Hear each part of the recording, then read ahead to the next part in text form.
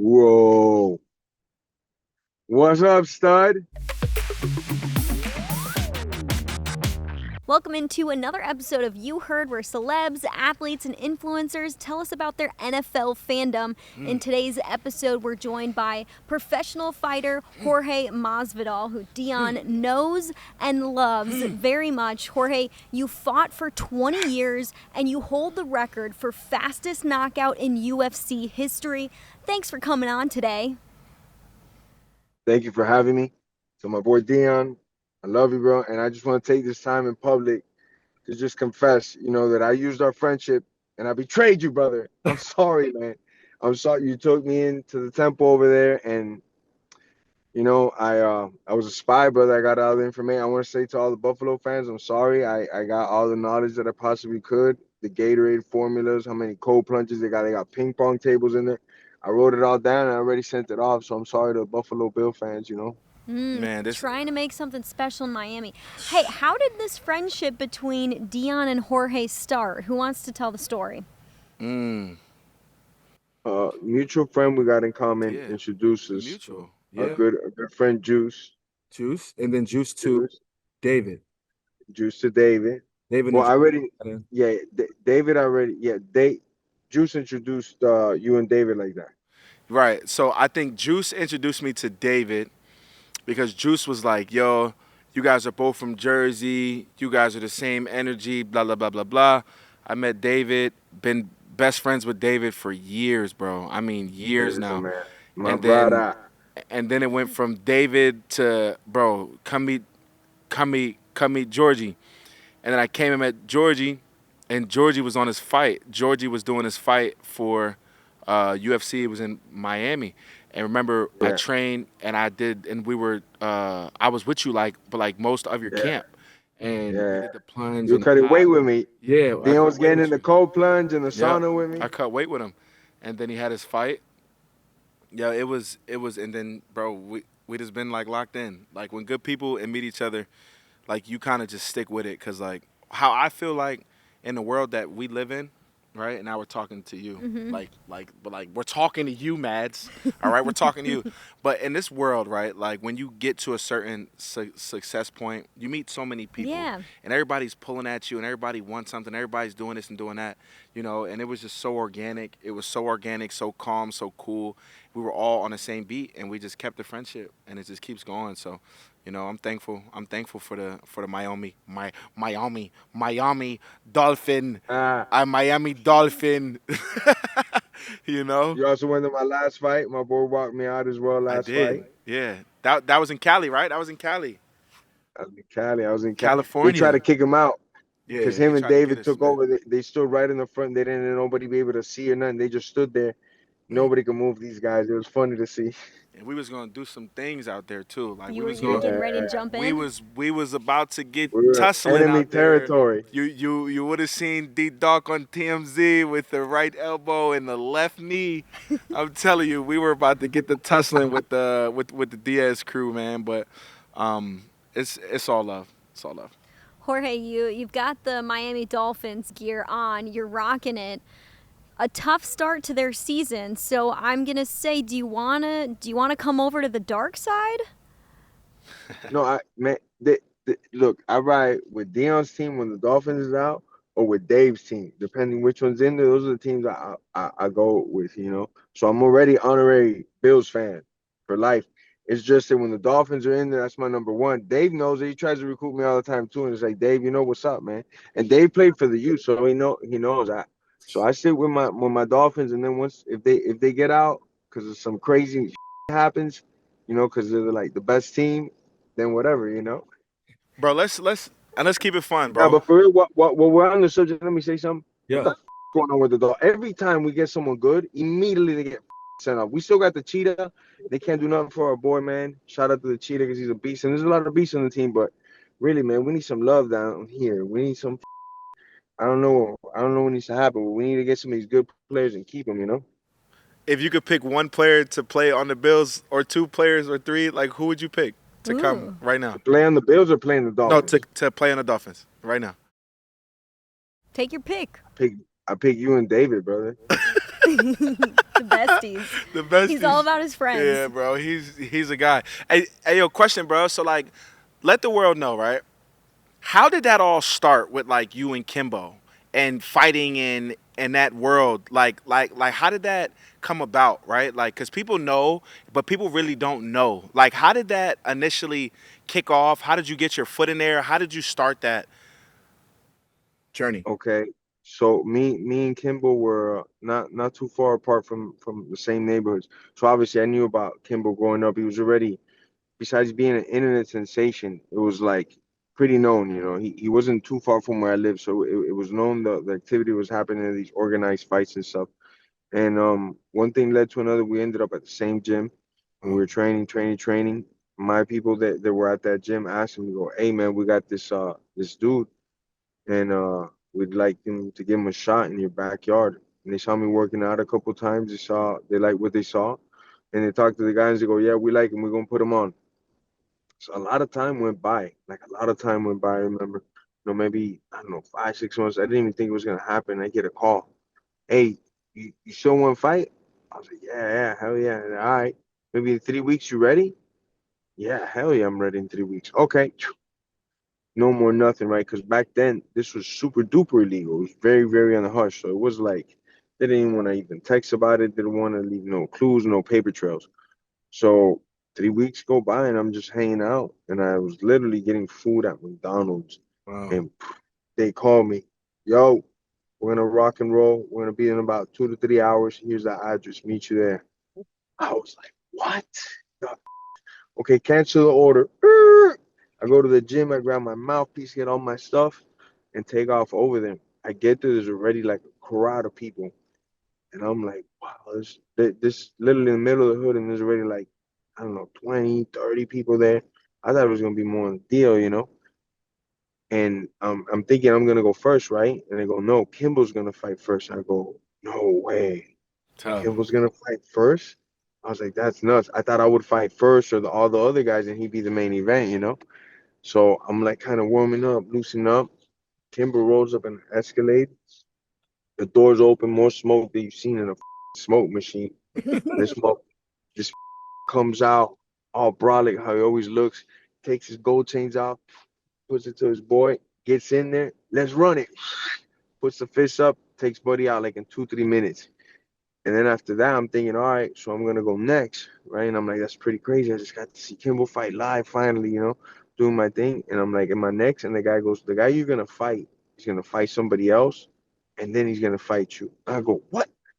I go, you brought me Jackie Chan, brother? Who the fuck am I fighting? They go, no, that's what he wants to do. I go, why? Why would he want to do that? He goes, man, that's what he wants to do, and we're gonna let him run it like that. I go, cool. I'm not no uh side piece or nothing like that, brother. I'm the main event. But if he wants to do that, go for it. This is what I'm thinking in my head, right? As I start to warm up and stretch out, and this is all on video, the dude gets knocked out like in 10 seconds. Bam! He starts screaming, bring that skinny. I go, oh, this guy's maybe decent. My coach at the time comes running out there. He's like, hey, man, the dude's got a right hand, bro. He's got a really good right hand. Keep your left up. He's got a really good right hand. All right, got it. I go out there, and the rest is history. You knocked him out? I ended up stopping him. I ended up not knocking him out like a TKO. He stopped. He called it quits after, I don't know. We went for a while, maybe like 8, 9 minutes straight, just throwing the blows. You know, it Straight. was a good one. Yeah. We went straight because there was no time limit. You just go to somebody quits or Wow. knockout. You know, we went for a minute, and I was able to. He was able to take a lot of my best shots. He was a little heavier than me. And to tell you the truth, after all my pro fights and everything in my career, he was one of the toughest fights. Period. You know, he was a scrapper. He weighed a good maybe in that one. The first meeting that we had, he was a little heavier, so he didn't have the best cardio. He was like 220, 215, something like that. And I was a skinny dude back then. I was like 168, 170. You know, so I had to use my speed, my cardio, wear him down. You know. Tough.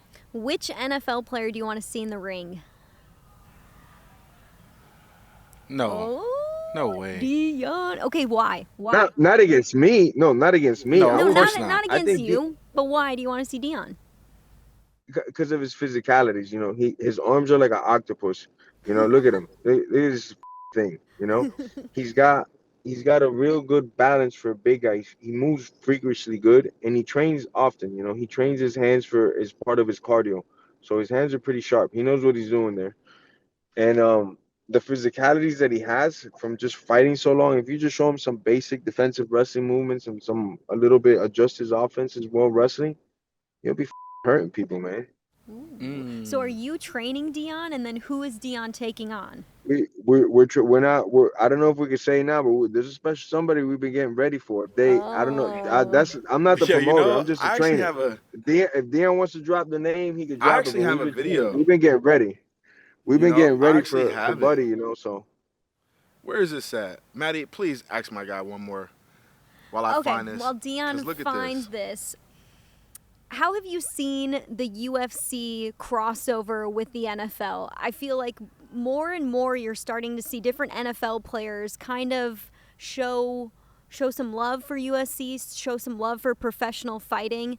Which NFL players have you seen really take a liking to professional fighting? I mean, I think I think they all like it. You know, especially because it's just like it's different from what they do, you know, so you get your mind off of it, get entertained for that 15 or 25-minute duration that we're going out there.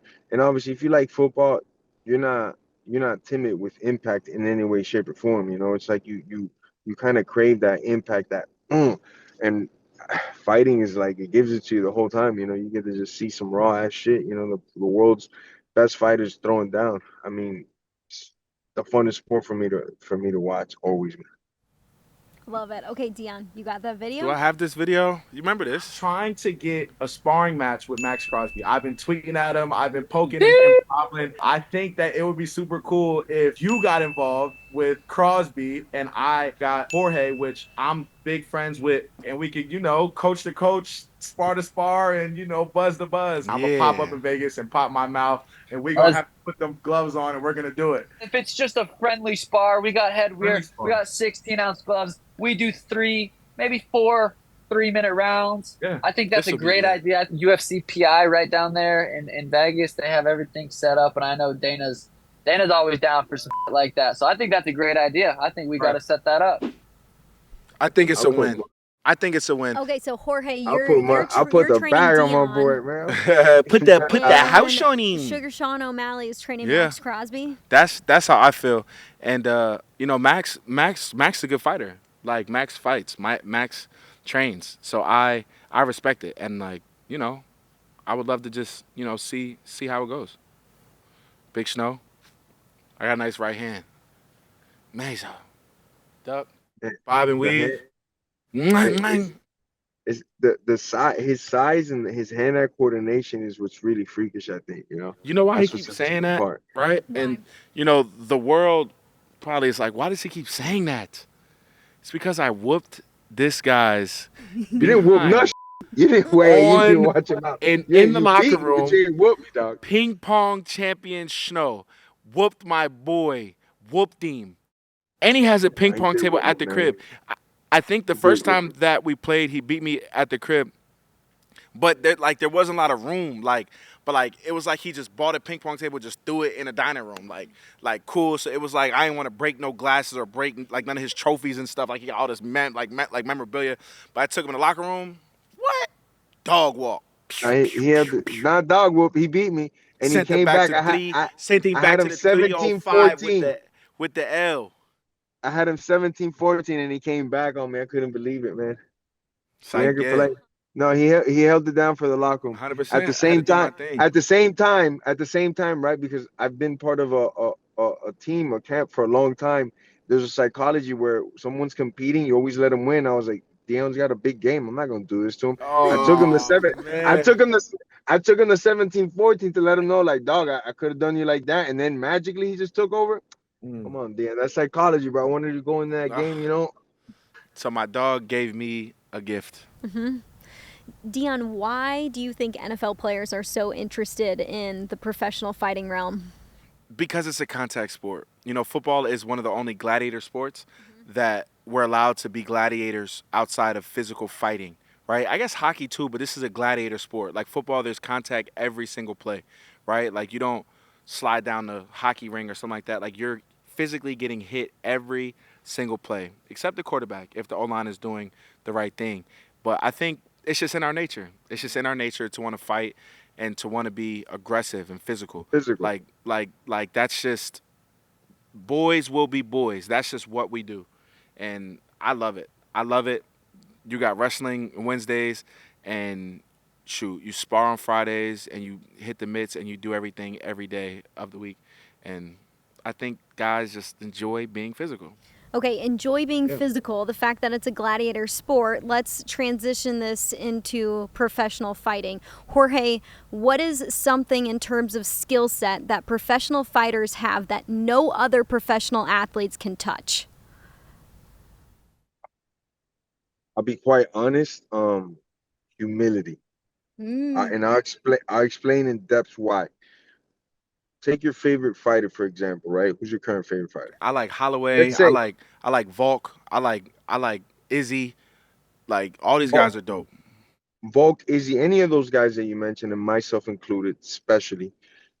It doesn't matter when they were world champion, at their best or not. In the gym, there'll still be guys that'll humble you, right? And especially in MMA more than any other sport. And I'll explain it. Max Volkanovski or Izzy, any of these guys at their world peak, they're still gonna have good guys in Brazilian Jiu Jitsu.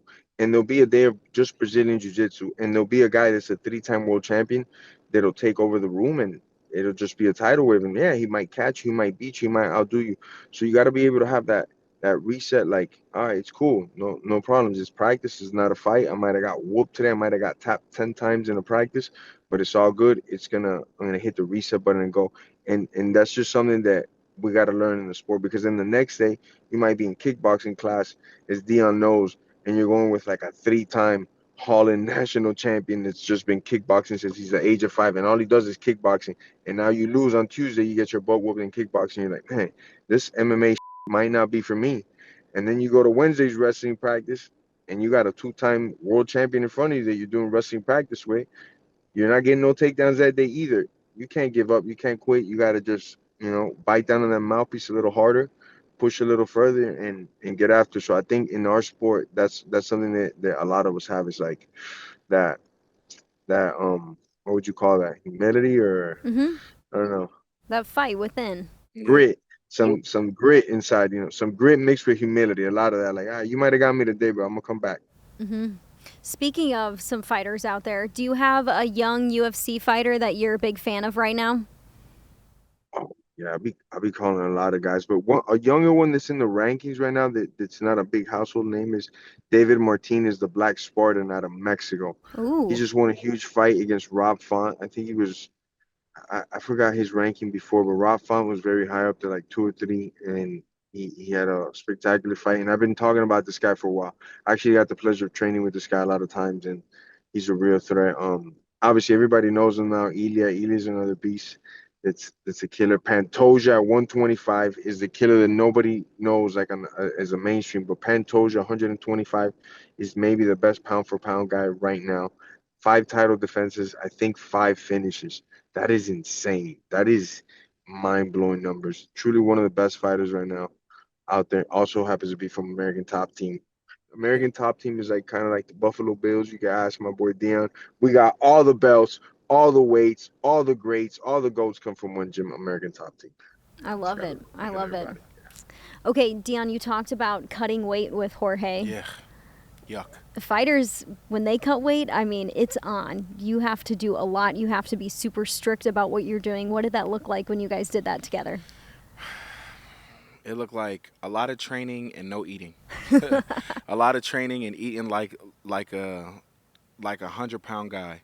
Like he would go on jogs, he would train, he would sleep, he would get in a sauna, he would get in the hot tub, the cold tub, get out, hit mitts, in between, get right back into the sauna, get out, do it again, get in the cold tub, to freeze all of the sweat, burn it all off, towel down, get up and do it again every single day, over and over and over and over and over and over. I didn't know what to expect. Like I was like, yo, like this is cool. One, I'm kind of like a fan. Like this is like super new. I'm just watching, I'm learning, and just watching it and just being able to just flow with the guys and just find my place and just do it. Cause like once you how I felt, it was like once you were accepted into the room where it was like, all right, Dion's here. Everything that he was doing with his team, it was almost like we had to do it. Cause it's just like y'all not about to just sit here and watch me do it. Like you're gonna get down or lay down, right? Like Make or it get fun. out. Right? And it was kind of cool. Family it was style. family style, bro. And it was definitely a drastic culture change because like like football is different. Like I would cut weight and I would just literally eat salads and just walk and jog and condition. And then I would box, right? He was boxing not just for conditioning and hit the mitts. He was doing it because somebody's trying to kill him, right? Like somebody is going in the cage to eliminate this guy, right? So it was just a different mindset, but it was pretty cool. It was a culture shock. We was down in Florida, and in the depths of Miami, and it was and it was a beautiful time. A beautiful time. Yeah, and it grew a friendship. It definitely Now grew. look at you It definitely guys. grew a friendship, man. Him and Bonded Chris over tough and times. the dogs, man. It's a good vibe, bro. And when people could truly be themselves around other people, I think that's the best. Yep. Because this guy is himself all day, every day. And he got into a drift car. Talk about the drifting, boy. That boy got into a drift car with D-Dog on the car snow. And that dude said, well, I ain't know you could get down like that. Got some respect. No, for real. That drifting stuff was cool. That drifting stuff was out of. I seen Dion's progression through it. It was like I seen him in the start, and then all of a sudden I see him again. I'm gonna go, that's either AI or stunt double. There's no way. And I looked at the video again. I'm like, damn, that's Dion. He took off, and then I found out the place where he trains is like 10 minutes from his house. So of course, this maniac is there every day, like if it was a video game, getting good. So now I hadn't seen him live though. I've only seen the video. So now I'm seeing him doing it live. I saw him go with his wife, crazy. I'm like, wow, he's gotten good. I get in the car with him. And we start going. He's like, all right, bro, I'm going to show you. So I'm like, all right, my boy's going to take me for a nice ride. There's a crowd of people. And he turns it all of a sudden to the right. And the car starts to skid. And for a second, I thought, man, I think this lost control. We're about to erase all these people. Because they're only like, I don't know, 40 feet. And it feels like the car lost control. He got like within 10 feet of him. He went like this. And that thing went boom, boom, and went just the complete opposite way. And I was like, bro, this guy's got so much control. It's nuts, bro. The control he has on this thing, he's like a stunt double. Yeah, I'm telling you, it's like Fast and I'm learning Furious, the bro. Jedi Like ways. Vin Diesel, I'm going to Buffalo just to learn. For sure. Ooh. For sure. Offensive lineman, drifter, boxer. Yeah. Dion's in control all the situations. I need to have the most fun. Well, Let's have and then fun. we went to after the car snow, we went to the Dion Dawkins official after party by Dion Dawkins as DJ. No, 3 hours of my boy spinning on the tracks. And he can throw down. At the crib. Yeah. I've never told anybody that for real, but I do enjoy music and I do DJ and I do play with music as like a therapy type of thing. Like I flow. Relax, let loose. I'm pretty raw with the Hire Dion for your next party.